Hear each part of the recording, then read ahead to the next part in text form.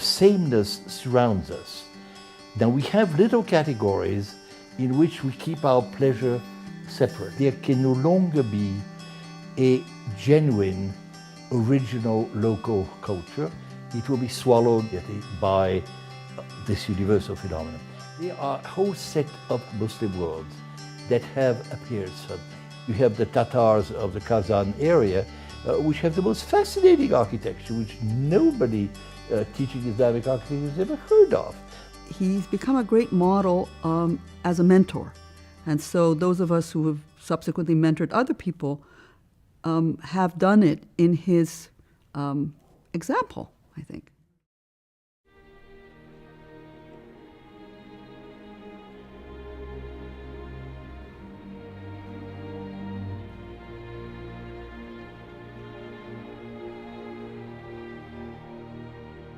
Professor Grabar, last year at the Historian of Islamic Art and Architecture, which was a big conference, many of those people were your students. And when you started this, I remember that when you started, there were not that many people who, especially in the United States and Canada, who were specialists in this field. But since then, you've got many universities, in a lot of museums, you're curators of their sections and curators. How can you see that? Well, the easiest way is to say, because I'm such a wonderful teacher, that they all gathered around it and create. I mean, that's the other side.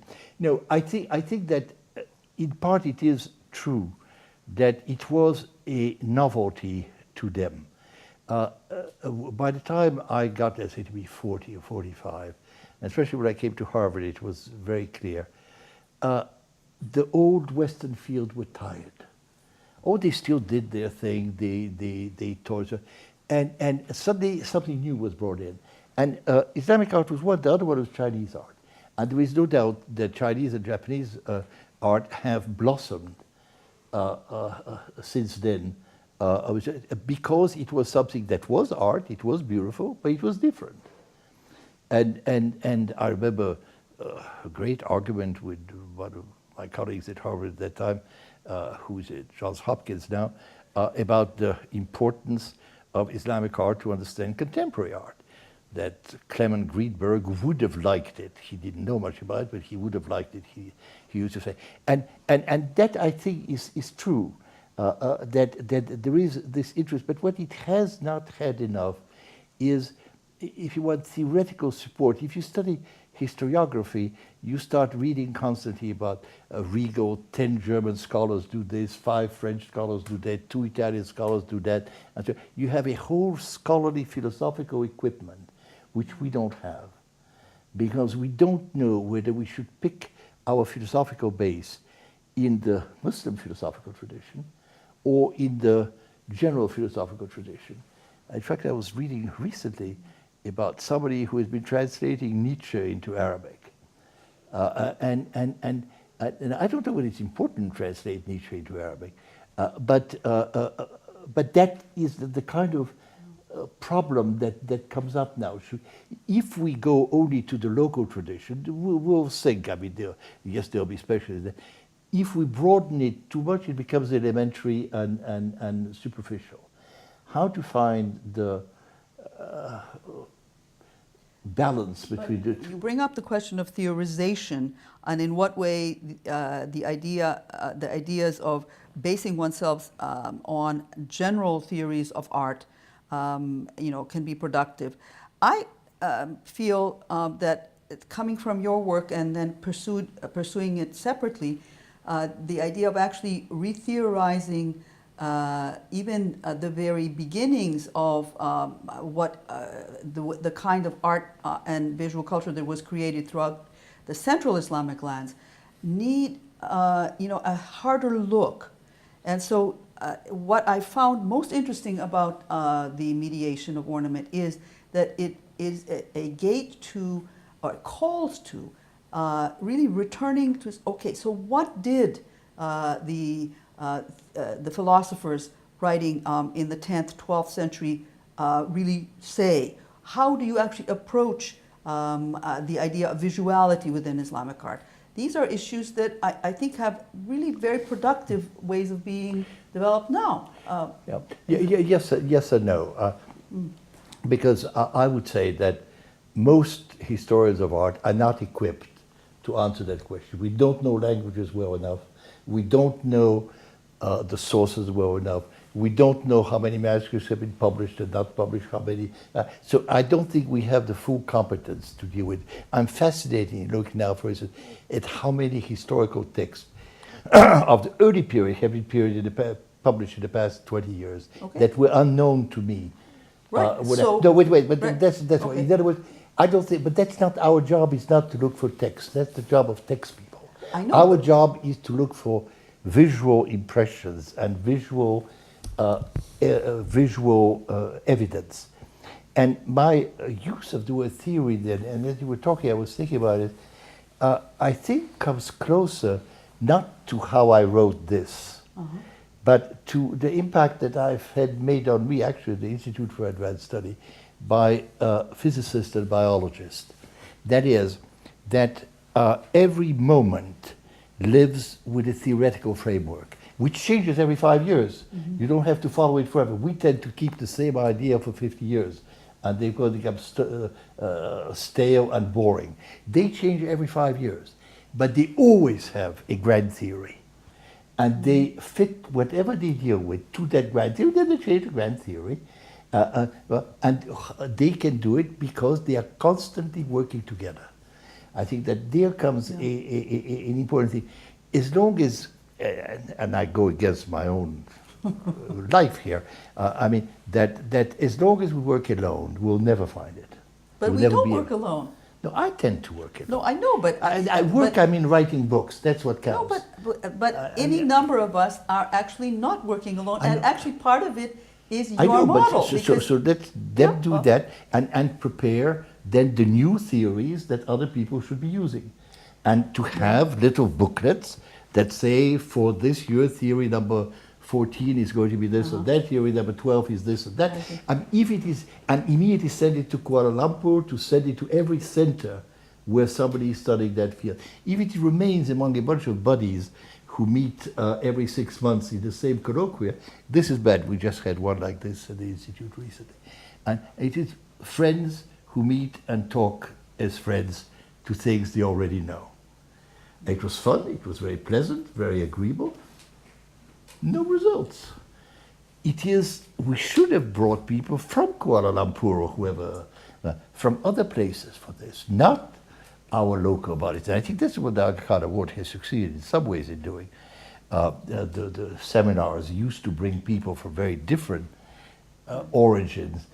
It takes about 2 years to prepare a good seminar, a good thoughtful seminar. And that is something we tend to forget. It takes a long time to do. How long did your exhibition took to prepare? Oh, they take years, 2-3 years at least. That's right. And a good one is always takes a long time, but that's another story. But the point, however, is that theory, to me, is something you have to work. You have to deal with that, but you have to know that it's temporary. It will change in 5 years or 10 years or whatever. Right, but the genesis of this theory, that is the genesis of that theorization, comes from where? And so here again, I'm returning to the question that Farouk asked, which I think is a very important one, and this is, the field has changed and there are many more practitioners.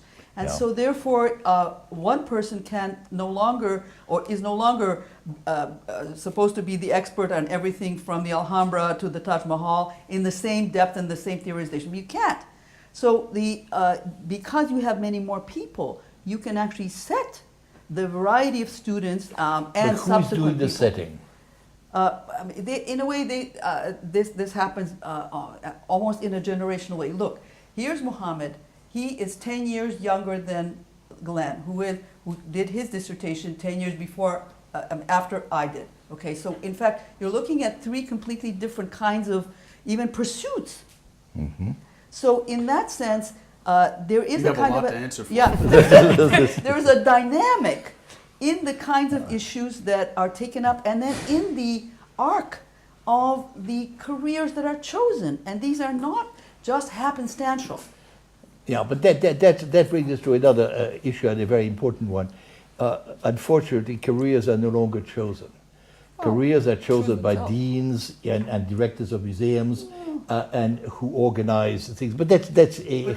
But I would say there's a slightly different way of looking at that, which was 30 years ago. If you talked about Islamic art or architecture, the study, the practice of it was really grounded in the university.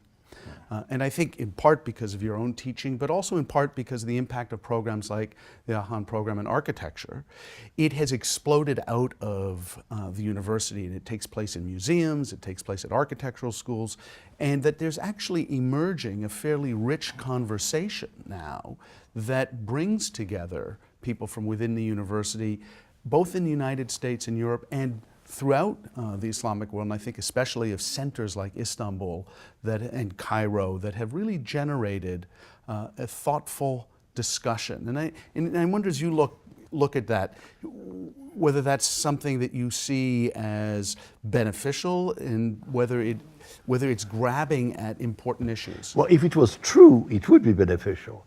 But I'm not as optimistic as you are in saying it. First, one point of detail. The involvement of the field in museums is older than architecture. I mean, collections began in the 18th century, the 19th century, collecting of objects of one kind or another, but that's a detail. In general, yes, these conversations do exist, but I think that conversations within institutions are very recent. For instance, in all my years at the University of Michigan, even at Harvard for many years, I had practically no contact with the School of Architecture. Or with my colleagues in art history, only with medievalists, no that connection. There was this, because this comes out of another instinct, which is the instinct of curiosity that makes you want to broaden what you are thinking about, that what you're thinking about is not limited, it's not small, it's big, it has something broader than what people think it is. And I think that there, progress is enormous. I don't know whether it works in Near Eastern countries, but I mean, I know there are people in Istanbul. Cairo is less strong right now, but there are people who can do it. Whether they have connection with each other, I don't know. Whether the architects have connection with the university, I simply have no idea. And that is something which it is very important, but with connection with them, and also connection with the media, with the press, with magazines. I think that this is something which is, it's even interesting in seeing how, from my recollection, the Aga Khan Award was mentioned in the New York Times the first 2 or 3 times. Then it was no longer interesting, it was no longer news, so they stopped even mentioning the award. And how do you get it, re-energize people into thinking about this? I don't know, it'd be an interesting thing. I mean, you probably have to hire some great actress to open the Aga Khan Award meetings, so that they, I mean, to create a dramatic social event, to get opera to be in charge. I don't know, but there may be something. I mean, to attract, because the general public gets easily tired, and it has to be constantly fed. A defining moment in the field for you and for many of us has been the founding of the Aga Khan Award for Architecture. In many ways, it brought a historically defined field into contact with the present. And for someone like you, who's been a student of the past, and for a long time even a student of early Islamic architecture, you suddenly found yourself having to communicate with the present. And you've done that actually quite well. And many, I think, students were expecting you to basically comment, to inform us on the present. What do you feel someone like you, who's been grounded in the study of the past, has to say or offer to those who are concerned with the present? That's very tricky, because in a way you say it's true, but I do remember an episode where the great Hassan Fathy and I was sent by the Aga Khan Award to Amman to give a talk together. 400 people showed up, everybody listened to Hassan Fathy. Nobody was interested in what I had to say, because the architect himself, the creator, was what they were interested in, not what some professor has to say. I think that deep down I cannot say something, I can answer questions. And my competence does not, I haven't reached and never will reach now the level of prophethood, that is where I made pronouncements and expect people to follow them. What I can do is to, I may have done it occasionally, but what I may do better and prefer to do is to answer questions. That what are the questions they have, and can I provide answers for them? And I think that that is a more appropriate way of handling the changes that have taken place. That now the changes in most of this world are changes of which I'm only indirectly, I'm not directly involved, I'm not conscious. They are not any longer people with whom I share as much as I shared with their grandparents. And this is interesting, that I remember going to universities in many parts of the Middle East where you only spoke French, English, or German. Now, if you don't speak Arabic, Persian, or Turkish, you don't communicate with anybody. So that there is a completely different approach and attitude that exists, and it is, and so I have to react to their answers. And I think that what has to develop new people, I mean, a new form, that's a job for teachers of today, to develop people with new questions and new ideas. And now, after 60 years of your career and over 70 doctoral students you've had, what are your recommendation, or what you think about, you can say to all these new students, all these younger generation of architects and historians who are trying to get in the field? Oh, well, I think two things are always. One is study. Look and read. Now, I still am a great for reader and for writing. Writing is hopeless. I mean, they're not likely to do it. But read, they can still do it. And look, certainly they can do. And the second thing, and the more important one, is find the things that matter in your time. I will go back to the meeting of Hassan Fathy and me in Amman, where Hassan Fathy, who was a man much older than me and so forth, in talking to the Jordanian students of, I guess, 30 years ago, students of architecture, was telling them, imagine you are Bach and Beethoven. What would you do? Now, he could have said the Beatles, which was, they probably knew about the Beatles much more than they knew about Bach and Beethoven. In other words, you have to know the contemporary world, which I no longer know. I've stopped someplace 30 years ago.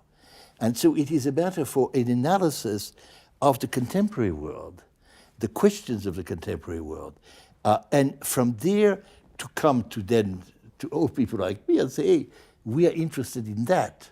Do you have anything to say about this? Should we read this? Should we do this? Whatever it is. But the point is that the questions have to come from them, from their needs and desires, and cannot be imposed from somebody like me. Now, there is the intermediary generation represented here. They still are in the possible, they can make general propositions. They can develop theories. I've passed that stage. They can develop theories, they can develop ideas, and hopefully persuade younger people to ask questions. But the main thing is to ask questions, and to ask questions freely, not to feel hampered by what it is gender matters, what it is national matters, ethnic, religious. To give you a little example that happened to me recently, I was criticized in a journal by a Muslim commentator that I use the word Islamic and don't talk about religion and talk about a secular Islamic art. And she, that person, I think it's a woman, said this is an impossibility. You cannot have a secular Islamic art. Now, I think she's wrong, but that's besides what I agree that the word Islamic is wrong. is a bad word. But the discovery of the new vocabulary, the new questions, that is for young people to do. It's not for people like me to impose on them anymore. Thank you very much, Professor Grabar. Thank you, Mohammed. Thanks, Glenn and Renate, to being with us. And thank you all for being here.